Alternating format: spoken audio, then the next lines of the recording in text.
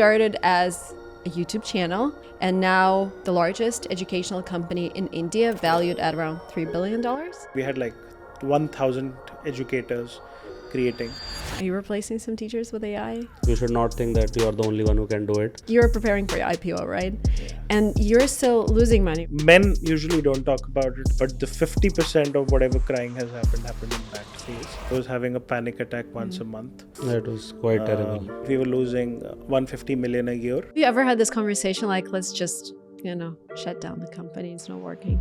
We just need a big win also again. Maybe we should build a Duolingo competitor, and it just worked. Hello, everyone. Welcome to Silicon Valley Girl. I have two most amazing guests today. I've been trying to get you on this podcast because what you've built is just amazing. Started as a YouTube channel and now the largest educational company in India, valued at around $3 billion. Yeah. All right, let's talk about this. Can you walk me through this journey of like, hey, I'm going to start this YouTube channel to actually building a company on top of it? So thanks for inviting us to the podcast. I think I was in college and Roman and I went to tuition together. It's coaching for examinations. In India, test prep is a big market. So we used to go to this coaching center together. And then I went to Mumbai and he went to Delhi. And then I think it was the third year of college where Unacademy was super big. I was always tweaking around stuff. I started coding when I was 12. I was blogging when I was 17. So my parents got a $200 check from Google AdSense when I was 17. So they thought I'm doing some fraud or something like that. So I think it's been an interesting journey where we have been content creators first and then product people. And third year of college, launched a channel called Unacademy. This is back in 2010. Started creating content, etc. And then went on to do other stuff. I started a company that I sold when I was 23. But the channel was always growing. And at some point, Roman, who was a medical doctor, and he was the one good in academics. I used to just somehow pass my subjects. So he started creating content.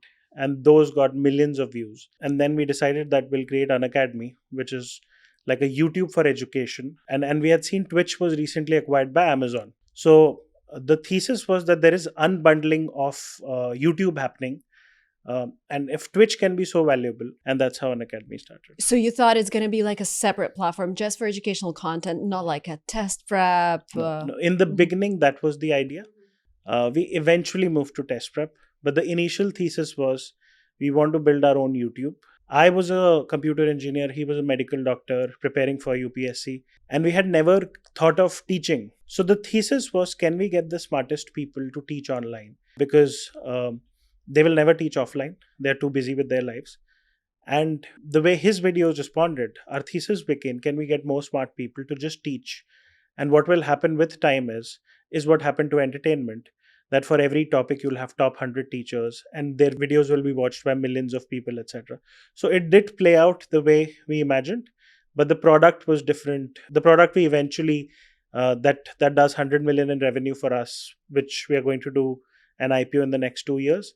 That's a very different product, but it started out like that. What fascinates me a lot about Unacademy is that these guys started as YouTubers, and you see how through discovering their passion on this platform, they also discovered the whole business that is behind standardized tests in India. If you've been watching this channel for a while, you know that I started my journey in the US with actually taking those tests. I took my GMAT, I took my TOEFL, and I applied for MBAs here in the US. I ended up not going to universities, though I got 2 full-ride scholarships in University of Florida and Johns Hopkins. But we also got funding from 500 startups for a company Lingo trip, and we decided to focus on the business. But if you're watching this video and you're like, oh, I really want to start working on my international dream, I can really recommend taking the TOEFL test, because this is the test that is accepted in top universities, accepted by top companies and by top employers. And I took this test 3 times and scored more than 110, which is above average, thanks to preparation that I did. And if you're looking to prepare for a TOEFL test, I think we built the best app on the market. I'm very biased because I'm the founder, but we basically built this LinguaTrip TOEFL app that helps you practice as many times as you need and also get feedback on your speaking part, because the TOEFL test is writing, speaking, reading, and listening. And previously you had to pay someone to evaluate your speaking part, but now with the help of AI, you can just do it for many, many times and get instant feedback. So if you're looking to prepare for the TOEFL test, download the app, start playing with it. It takes you through a whole TOEFL preparation process. But if you're listening and thinking like, I don't really need this test right now, but I really want to improve my English in order to start working on my international dream. As you might hear, I have an accent in English, but it's not really the accent I used to have when I wasn't working on it. We have a teacher, his name is Vanya, who actually taught me a lot of tips and tricks about American accent. And he just released a new course on pronunciation hacking. So if you want to sound like an American and learn the tips on how to open your mouth or how to say certain words in a more American way, I highly recommend his course because it's very, very practical, and it's coming from a non-native speaker who sounds just like a native speaker. Like, Americans never, like, if you hear him speak English, you would never believe that English is not his first language, and a lot of my tricks are coming from him. I will leave 2 links down below, so if you want to take your dreams to the next level and you require English language for that, please check out the TOEFL app and LinguaTrip's American pronunciation course. Let's continue our conversation with Unacademy. Okay, let's talk about AirLearn. First of all, congratulations. 6 months, number 5. I don't know, I haven't checked today, but like 2 weeks ago was number 5 educational app in the US. And I remember we talked about you starting this app. Fascinating. Tell me why English, why you went into this niche, and why do you think it's different where like AI can replace some of the tutors? So again, going back to when we started the company was started because we wanted to do online education, and then post COVID, because there were headwinds for the core business, online business, we had to open offline. And that's a good business. We have a few CEOs of that business, etc. Our core insight and our core motivation is to still make sure that online education changes the world. And we are like, what is that one category where AI can create a lot of impact? And we realized, we saw Duolingo. I've been a fan of their product for 5-6 years. In literally every podcast that I have done in the last 5 years, I've spoken about that I'm a big fan of Duolingo. So at some point I was like, maybe we should build a Duolingo competitor, because I've used the product so much. I had a 100+ day streak on Duolingo, but I could not speak the language. So it's very good in certain areas. But I knew I'm a product guy. I've been building products since 12. So I knew, what if they could tweak this? What if they could tweak that? So we built AirLearn with a lot of tweaks, with a different pedagogy. And at this point, every third review is like, this is better than Duolingo. Duolingo is over gamified. So it will teach you, like if you learn Spanish, it will start with, it's called manzana, or water is called agua. But it would not tell you grammar. It would not tell you the difference between masculine noun or feminine noun, or when to use what. So we are like, let's try creating a new app with the stuff that we hate about Duolingo. And it just worked. I mean, our D30 retention is awesome. We have done $2.5 million. Now we are at a $2.5 million ARR in 6 months. So it just worked. And at some point we are like, this is the next biggest thing that Unacademy can build. And yeah. Do you think it's generally a good strategy in entrepreneurship to go and build a competitor to a huge company already? If you are in your 20s, do 0 to 1, because you are not too worried about the risk of failure, etc. But if you see how big industrialists think, they think about big markets, like how a Reliance would think in India, or how the big CEOs would think. Like why would Mark Zuckerberg launch Threads as a Twitter competitor? Yeah, because right. he knows it works. Why would Jeff Bezos launch Prime Video?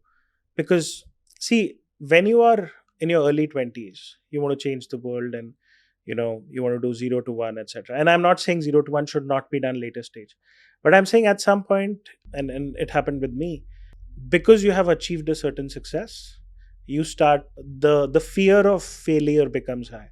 So the need to do pure 0 to 1, which will take 5 years to figure something out, you can do sometimes that.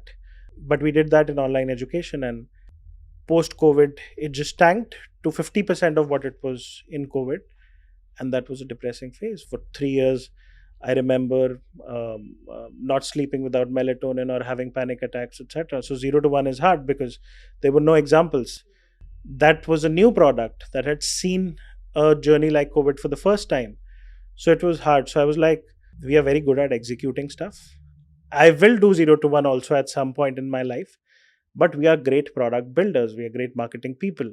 We loved great design. So if there is a market in which incumbent is doing $1 billion in revenue, can we create a product in that market? So I think if you would have asked me this question 10 years ago, I would be like, I don't care about big markets. I just want to change the world. Now we have seen a lot of ups and downs, especially post COVID. And it was a very tough phase. So we're also like, we just need a big win also again. And yeah. No, I understand this. Interesting. Okay. And what was the best marketing tool that worked for the past 6 months for Airlearn? Day one, we made a rule, no paid marketing, zero paid marketing. The best marketing tool is a great product. So we first improved retention, etc. Then the same YouTube playbook that we had used to crack Unacademy, we did it because everybody is like, oh, you should hire 100 TikTok UGC creators and they should talk about your app. Oh, I thought this, I got a deja vu moment because this is what we did in India with YouTube. Yeah. And this came easy to us. I had the teams ready. So you did TikTok this time? Yeah. Oh, interesting. And we are now doing 50 million views on TikTok a month. So through UGC. So they create content, you post it on your TikTok, or no, they post on their YouTube. On their and they have incentives, etc. That's one thing that worked. We did some influencer marketing, but dedicated influencer marketing, people who would give unbiased reviews about the app, who would say Duolingo is better than these things, Airlearn is better, and sponsored. They talk about that it's a promoted video, etc. And K Factor. So Nikita Beer is on retainer with us. The focus is product-led growth with Nikita, and he's helping us improve our K Factor. You're preparing for your IPO, right? Yeah. And you're still losing money, right? I was looking at, you did. No, I mean, we are almost operationally break even. At one point, we were losing 150 million a year. This year, we are going to probably burn 20 million, but that's also for capex for centers, etc. We'll be operationally very close to break even, and we have 150 million in the bank. So, like a full year profitability maybe next year. But now we used to worry about the core business burning a lot of money 2 years ago.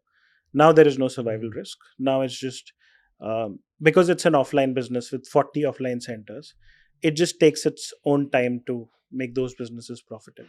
So enough, maybe if you're burning 20 million this year, even if I continue that burn, we have a runway of 7 years. But every year we are reducing our burn by half. Mm-hmm. Hopefully next year we'll be profitable. By laying off people?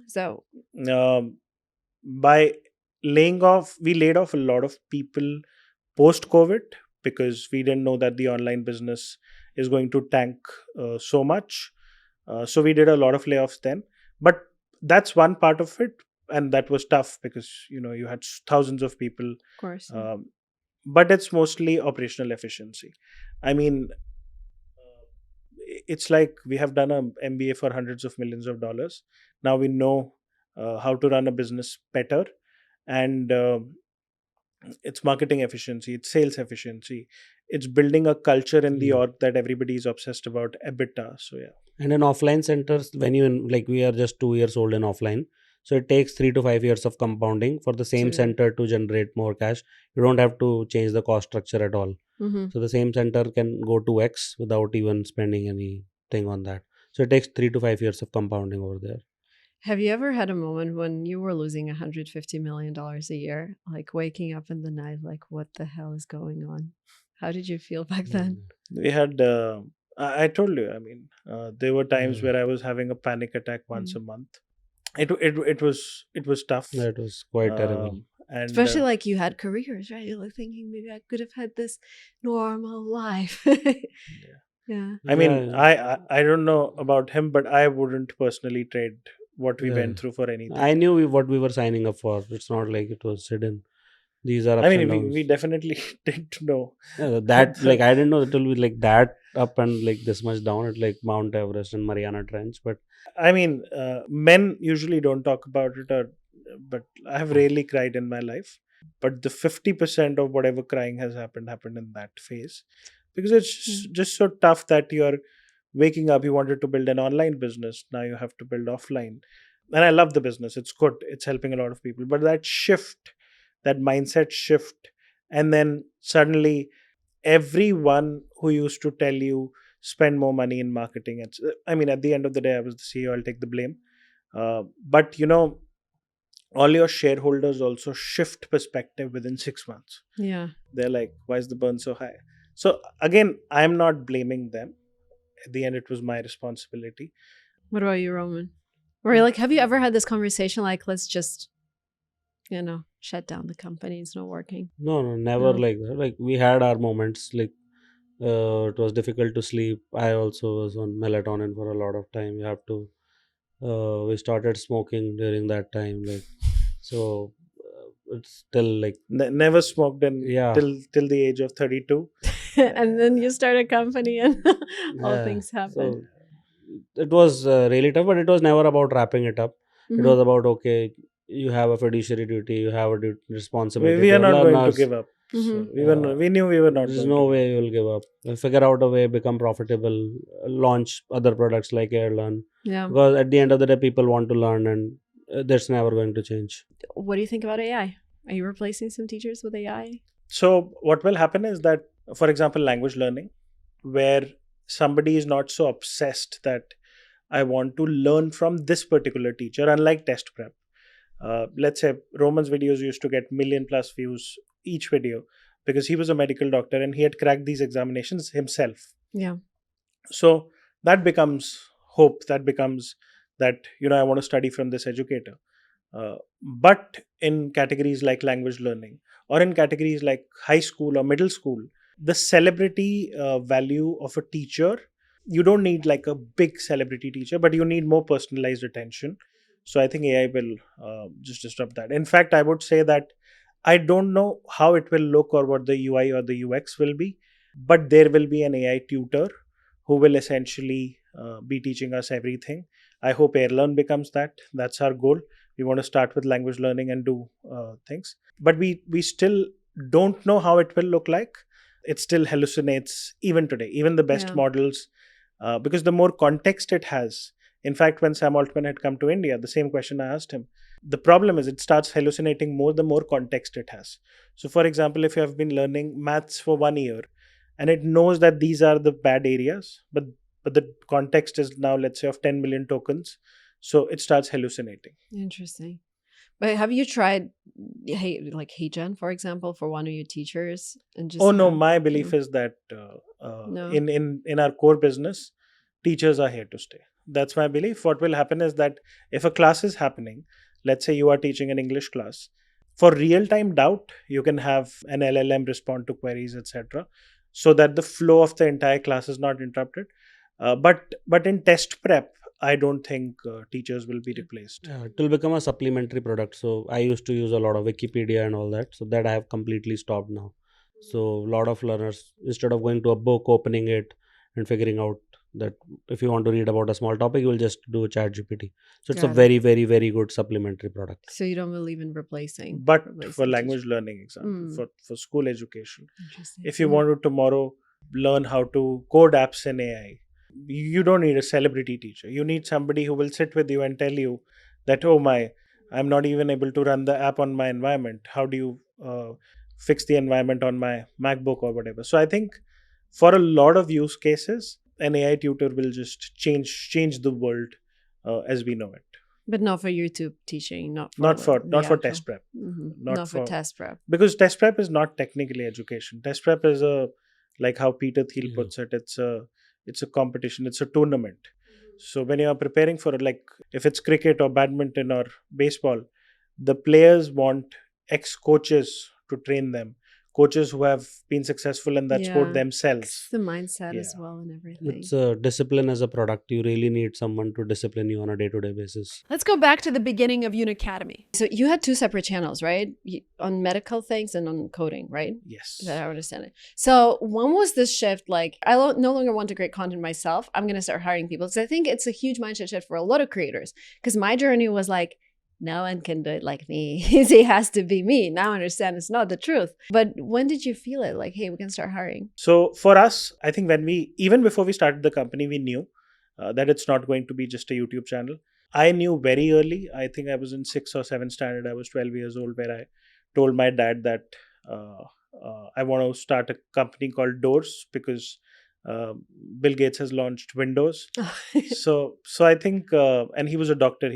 He thought I'm crazy, and he sent me to a psychologist that he has gone crazy and he doesn't want to be a doctor. So I think the journey has been interesting. We knew way early that YouTube is a stepping stone and not the end goal.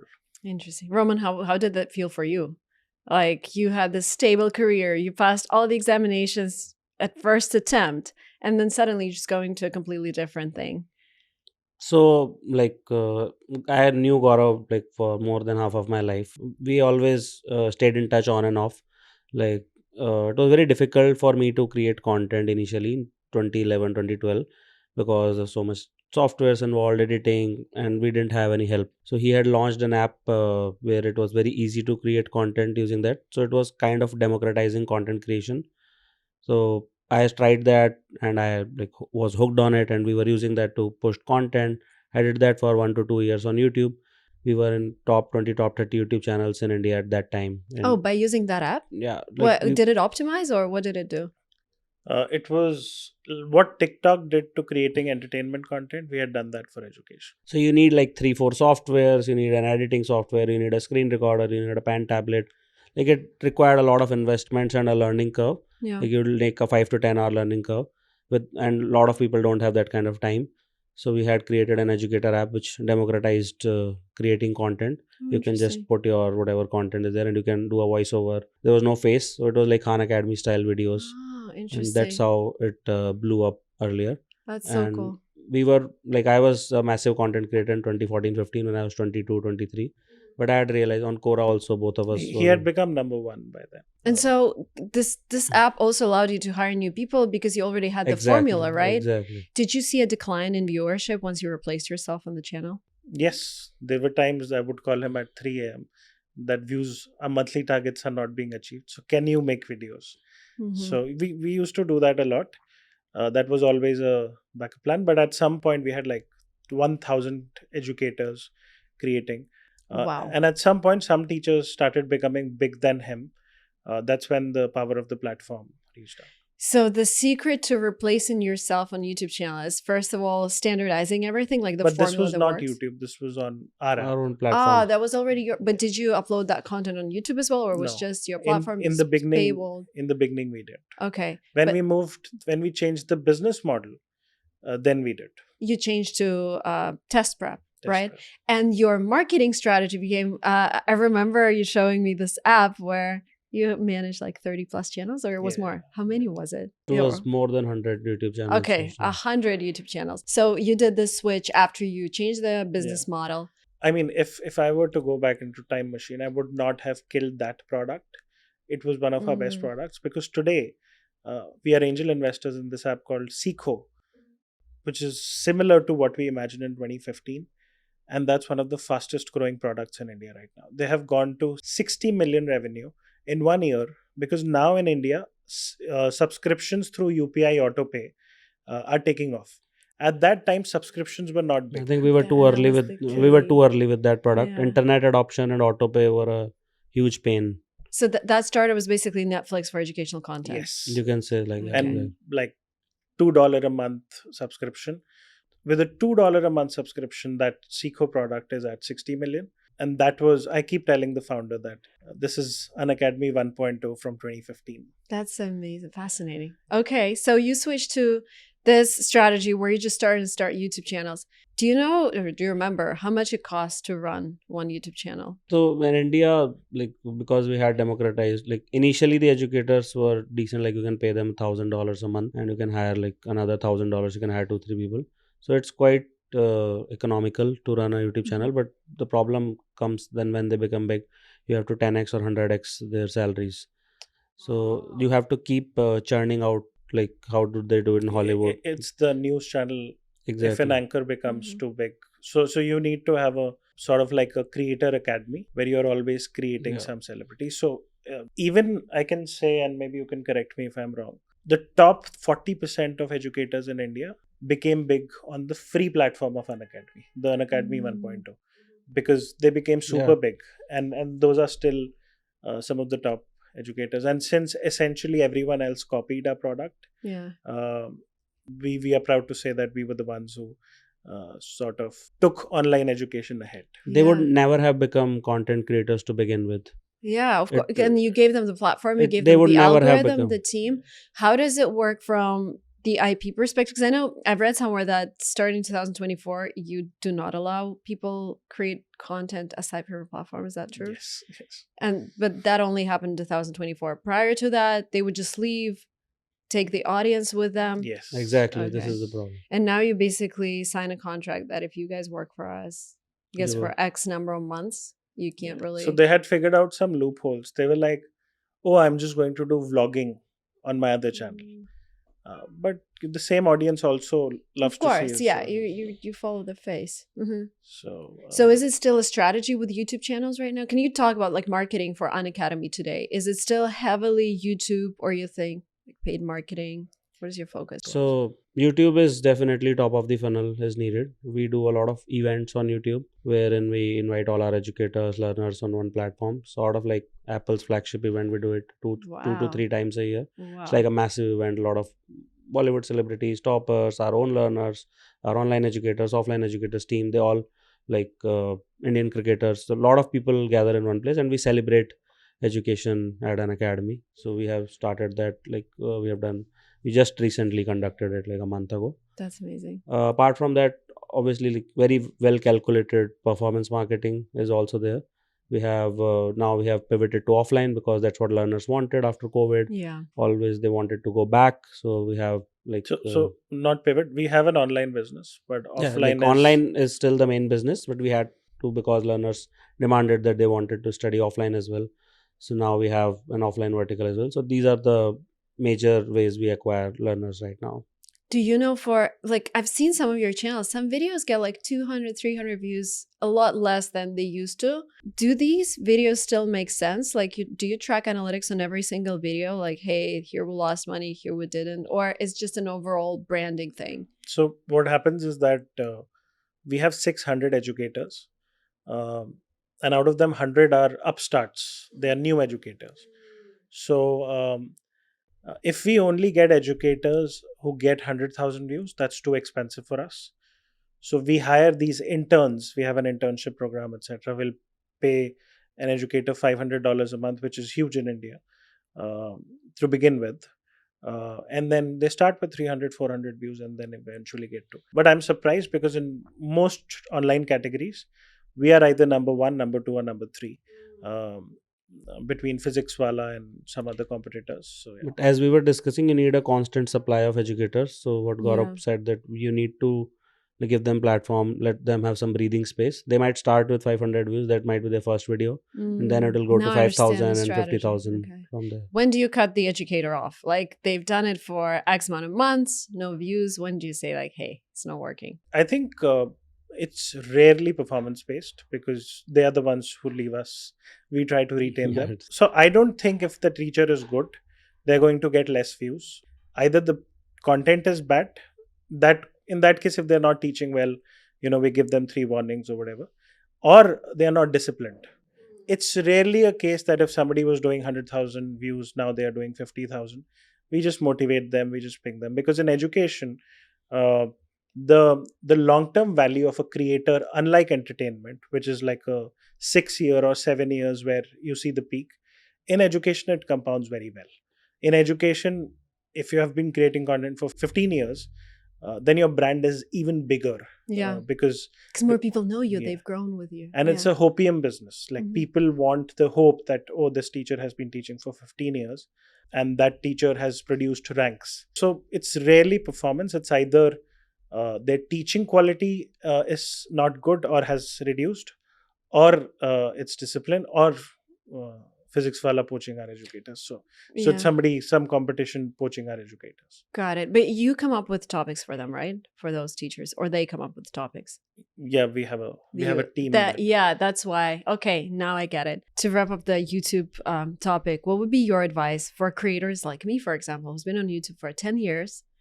They're like, I love this, but I also want to slow down on some particular topics. What would you advise? Like hiring more people to run a channel, starting another channel? I think for most of the creators, they're really happy with the, if you just want to sustain it as a lifestyle business and you don't really want to burden yourself, for 70 to 80% creators, they don't need to do anything actually.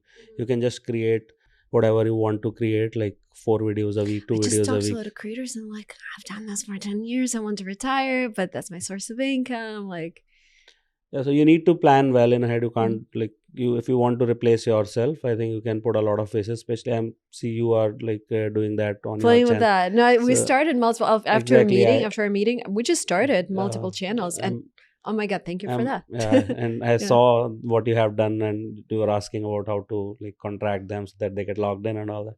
So you have to be curious about it. If you want to replace yourself, you should not think that you are the only one who can do it. Yeah, I And think that's the number one thing, because a lot of creators like you just should me. not have that much ego, I guess. Like I had been there, done that. So, and if you can pivot to some business where you can sell some product, I think that can be really, really good. It can be a course, it can be a physical product, it can be a D2C brand.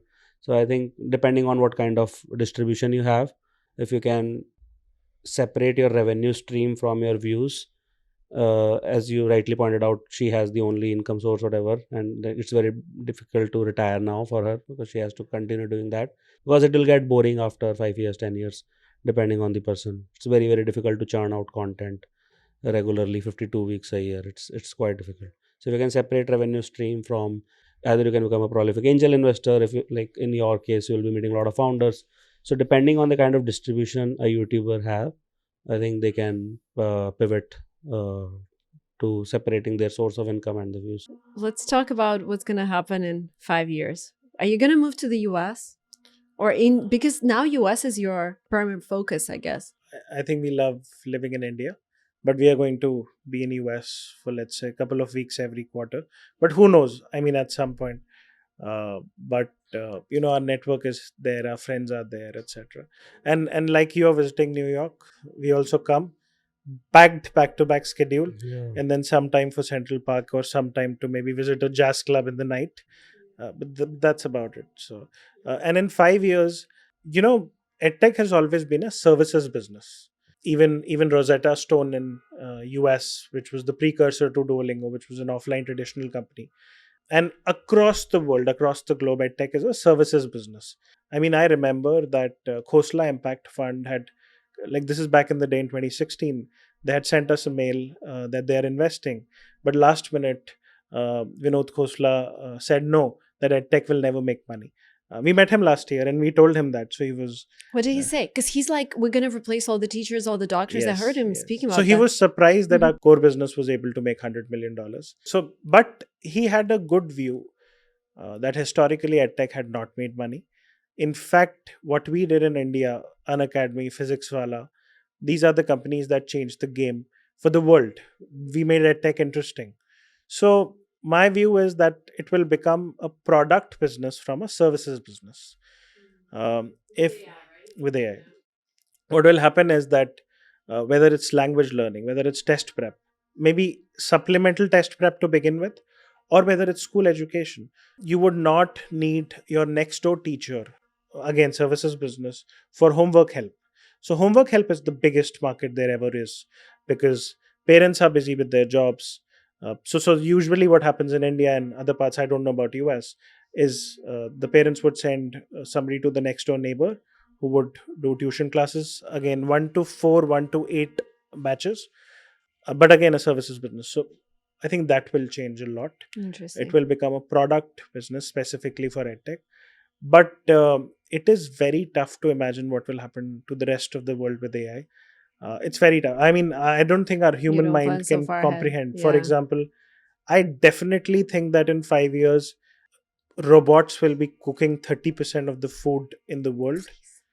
Please. Like, I need a robot in my house. I can't just manage the whole household anymore. So yeah.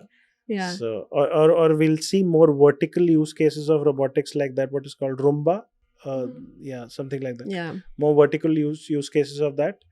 And then, we already have self-driving cars in Crazy. San Francisco, a lot of my friends, they just switched to Waymo just because it's so much more convenient. I heard it's 27% market share in San Francisco now. Yeah. And if it continues at that pace, It's going to replace 200,000 drivers in the US. And the speed of innovation is so fast. You saw what happened with those Ghibli images or whatever it's called. Oh my God. So, Yeah. Well, let's wrap up with this thing. Can you give advice to anyone who's starting a company for the first time in 2025? What should their mindset be? Pivots? I don't know, AI. Let's talk about that. Roman? I think keep the team really lean. A lot of things can be automated. I have met a lot of AI founders, like more than 20 of them. Most of them have single digit team.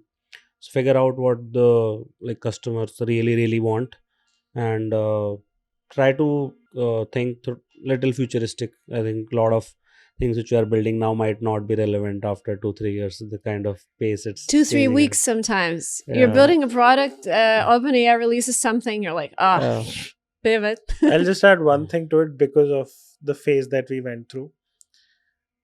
Earlier, I used to think market is the most important thing.